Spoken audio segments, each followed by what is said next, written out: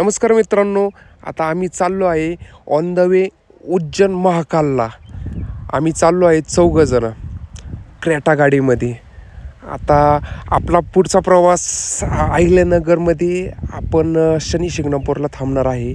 आत्ता सकाळी नाश्त्यासाठी थांबलो, चहा पाणी करायसाठी. आता इथून आम्ही पोचलो आहे शनी शिंगणापूरला. भरपूर गर्दी होती आणि शनी शिंगणापूरला जो काही विधी होता तो आम्ही चौघांनी पूर्ण केला. आणि नंतर आम्ही त्याच्या शेजारी जे मंदिर बांधले होते त्याची कलाकृती अत्यंत दिसायला खूप चांगली होती. त्याचा आनंद घेत होतो आणि मी दर्शन केलं. आम्ही सगळ्यांनी दर्शन केलं. आता परत आम्ही ऑन द वे डायरेक्ट शिर्डीकडे चाललो आहे, साईबाबांच्या ह्याला पोचलो, पाया पडलो. आता आम्ही पाया पडून थेट आता उज्जैनकडं चाललो आहे. तर आता म्हणलं डिझेल टाकावं, डिझेलची टाकी पूर्ण आपली क्रेटाची गाडी फुल करावा. आणि फुल गाडी करून आता आम्ही डायरेक्टच जवळपास महाराष्ट्राच्या बॉर्डरपर्यंत आलो होतो.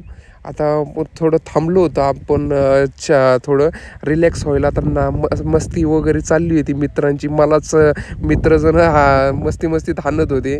सगळे मस्तपैकी रिलॅक्स साठी आम्ही बाहेर आलो. थोडी मजा मस्ती केली, नाचलो वगैरे, उड्या मारल्या. नंतर परत आम्ही गाडीत बसून आता गप्पा मारता परत आम्ही उज्जैनच्या जवळपास पोचलो होतो. महाराष्ट्राच्या बॉर्डरपाशी होतो आणि आम्ही आता लवकरच पोचत होतो ह्याला उज्जैनला. आता हे आम्ही इंदोरच्या पुढं गेलो होतो. MP मध्ये पोचलो आम्ही. आमच्यापासून उज्जैन एक थोडंच किलोमीटर राहिलं होतं. आता आम्ही थोडं म्हणलं दुपारचं नाश्ता करावा. तर नाश्ता करायला थांबलो, जेवणच केलं. जेवण करून आता डायरेक्टच आम्ही पोचलो उज्जैनच्या दारी. रविवारी आम्ही निघालो होतो आणि श्रावणच्या पहिल्या सोमवारी आम्हाला पोचायचं होतं. आम्ही श्रावणच्या पहिल्या सोमवारी पोचलो उज्जैनच्या दरबारी आणि आम्हाला दर्शन घ्यायचं होतं. भरपूर गर्दी, खूप गर्दी, पाय ठेवायला जागा नव्हती. तुम्ही बघू शकता किती गर्दी आहे.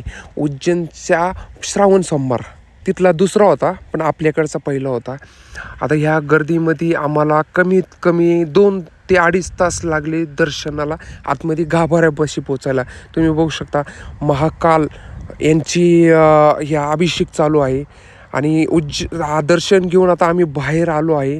बाहेर तिथला जो परिसर अत्यंत सुंदर, कलाकृतीच्या मंदिरात महादेवाचे भरपूर साऱ्या मूर्ती आहेत वेगवेगळ्या प्रकारची. आता बाहेर येऊन आता ही पालखी निघते. याला ही यात्रा आहे, खूप मोठी पालखी असते महाकालच्या दरबारी. एवढी गर्दी आणि एवढे पोलीस वगैरे, एवढी प्रमाणात गर्दी बघण्यासाठी लोक, एवढी पालखीचं दर्शन घेण्यासाठी. तर ते घेऊन आम्ही बाहेर आलो. म्हणलं महाकालाचं कपाळावर लावून घ्यावा आणि तुम्ही बघू शकता मी लावतो आहे. आणि एवढी तिथं बाहेर गर्दी आहे. आणि त्याच्यानंतर आम्ही उज्जैनच्या मंदिरापासून जवळच आम्ही कालभैरवनाथ महाकालचे तिथं आम्ही दर्शनाला आलो. तिथं पण गर्दी, श्रावणचा सोमवार असल्यामुळं. हे दर्शन घेऊन आम्ही आता डायरेक्ट ओंकारेश्वरच्या मंदिरापाशी गेलो. तिथून ओंकारेश्वर 180 किलोमीटर आहे कालभैरव आणि उज्जैनपासून. तर हे नर्मदा नदीतून हे मंदिर तुम्हाला दिसत आहे. एवढं वर मंदिर आहे की 6 मजलं वर चढून त्या मंदिरावरला दर्शन घ्यायला जावं लागतं. तुम्ही बघू शकता किती अप्रतिम सुंदर असं मंदिर बांधलेलं आहे तिथं. नंतर दर्शन करून आम्ही जेवण करायला आलो.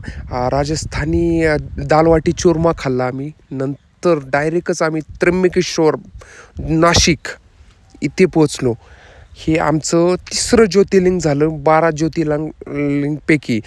मध्य प्रदेशमधले 2 केले, उज्जैन आणि ओंकारेश्वर. आणि नंतर 3रं कालभैरव केले. आणि नंतर आम्हीच इथं आलो आपल्या महाराष्ट्रातलं नाशिकचं दर्शन घ्यायला. हे अप्रतिम सुंदर असं डोंगरामध्ये बसलेलं मंदिर आहे. तुम्ही बघू शकता की किती प्राचीन काळातलं दगडांमध्ये हे मंदिर मस्त दिसायला पण खूप सुंदर आणि खूप भारी आहे. आम्हाला 1.5 तास लाईनीत थांबून 2 तास लाईनीत थांबून आम्ही आतमध्ये गाभाऱ्यात शेवटी पोचलो. गाभाऱ्यात ही गर्दी खूप होती.